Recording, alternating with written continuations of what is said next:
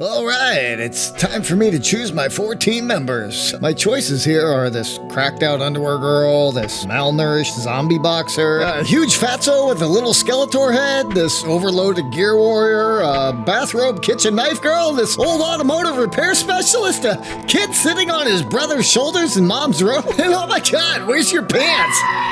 What the hell kind of game is this? What the heck? And this is our review of... I'd like to thank the publisher for providing me a review copy of the game. It was developed by and published by KEMCO. The game was released on the Nintendo Switch, PlayStation Store, and is an Xbox Play Anywhere title on September 9th for the price of $8.99. I distinctly remember seeing the press release for Dragon Ruins and wondering who the hell wants to play this old black and white vector-sketched Commodore 64 title. I know we're in the age of retro remasters and revisiting gems of the past, but god dang! These graphics are ugly! The screenshots shot chills down my spine of old Amiga, Apple II, and X286 chipsets. But with this one making its way to modern consoles, I thought, is there even still an interest in this archaic game design? In a world where dungeon crawlers now resemble things like Elden Ring and Demon Souls, it kind of sparked my interest as to who the target audience might be for a game with such crappy graphics. Come to find out, it's probably me.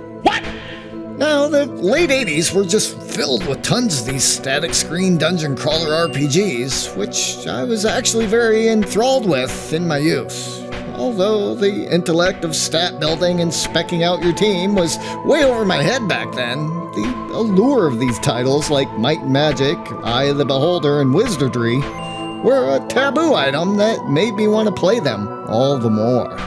Although most of the lore went kind of over my head, most of these titles were heavily structured within the rules of D&D, which I truly believe most of these games kind of paved the path for the dawn of corridor FPS shooters like Wolfenstein and Doom. Dragon Ruins is a dungeon crawler RPG that gives tribute back to titles in a scaled back, quick-moving game that's light, enjoyable, and is stripped away much of the spellcasting and strength and weaknesses data from the D&D series. It provides modern gamers with the ability to quickly form a party of 4 from a batch of stereotypical wizards, warriors, archers, clerics, and thieves, and throws you right into the action with a short backstory.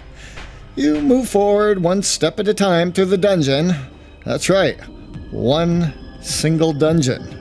Seeking out enemy battles, which gains you gold and XP. Real original, guys. You go ahead and push about as far as you can into the dungeon, and when you run low on HP, you run back to camp, rest, rinse, and repeat. In a way, this really could be thought as a roguelite progression system. As you move through the dungeon, the fog of war on your map reveals squares that you've discovered on essentially what is graphing paper. Explore new areas, gain gold XP, run back to base, rinse and repeat, rinse and repeat. Fun! But I'm not so sure they really need to innovate here either. Dragon Ruins is able to focus on the base elements of RPGs and not much more, which actually worked well for me as I did my playthrough while watching TV with the family. It allowed me to idly grind my characters with one hand, while giving focus to what was on the big screen. I tend to look for these type of titles with low-level engagements to be able to sneak into a little gaming into occasions where I may go several evenings without touching a controller. Alright, welcome to the family life, bro. I'm really starting to love the fact that KEMCO releases these titles as Play Anywhere, as they can easily go with you on a laptop or mobile device. It really looks to be the winning strategy moving forward with Xbox and PlayStation.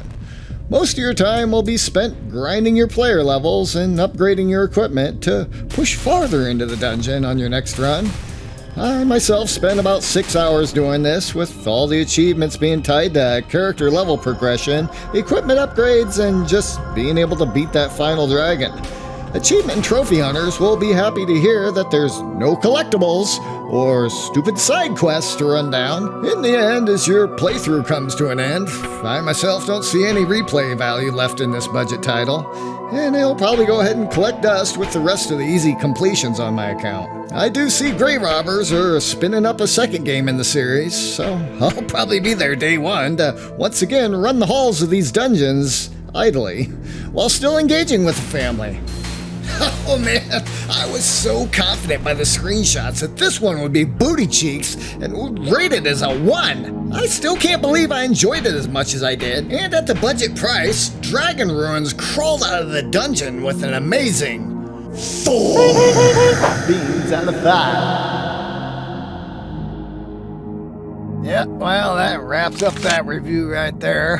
Here's some notes I took. Where I put the keys to the tractor. So, you know, we make these new review videos every week, so if you're an indie developer or there's something you want to see... I've still got a whole stack of games from summer to review, so I might have to start cranking 2 a week. Oh my god! Let us know your thoughts and recommendations in the comments down below. Be sure to visit again next week as we continue to take humorous stabs at some of the industry's new and upcoming titles. Origins. Stay safe out there. We'll see you next time on The Frog.